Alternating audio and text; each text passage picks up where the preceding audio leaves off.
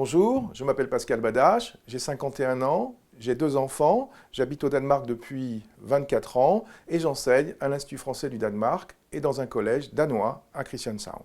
J'ai été élu conseiller consulaire en mai 2014 sur une liste non affiliée à un parti politique.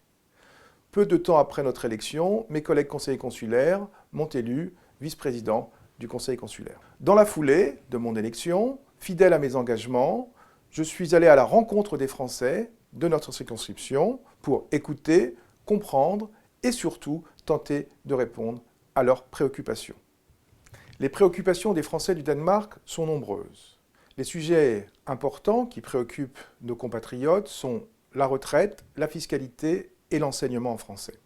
Suite à la dénonciation fiscale entre la France et le Danemark, convention dénoncée par le Danemark, avec mes collègues conseillers consulaires, nous n'avons eu de cesse d'alerter nos élus, les députés et les sénateurs, afin de leur faire part des problèmes rencontrés par un grand nombre de Français.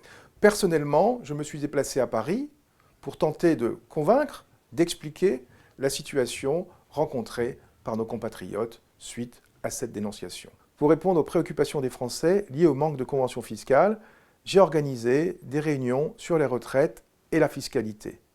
De plus, j'ai répondu à d'innombrables questions qui m'ont été adressées par les Français du Danemark.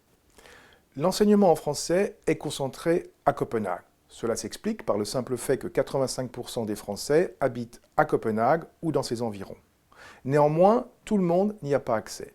C'est pour cette raison que j'ai mis en place un programme FLAM, français langue maternelle, qui est destiné aux enfants qui ne sont pas scolarisés dans le système français.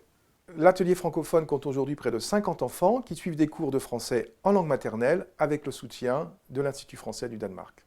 La vie associative a été au cœur de mon mandat. Je crois sincèrement qu'elle permet l'épanouissement individuel et renforce le lien social. Elle reflète aussi les centres d'intérêt et également les préoccupations des Français du Danemark. C'est pour cela que nous avons, avec Lise Sevestre Soketi et Marie-Emmanuelle Moquet, créé l'Association des seniors français du Danemark, qui connaît aujourd'hui un vif succès. Mobilisons-nous et votons pour défendre les intérêts des Français du Danemark. Je compte sur vous.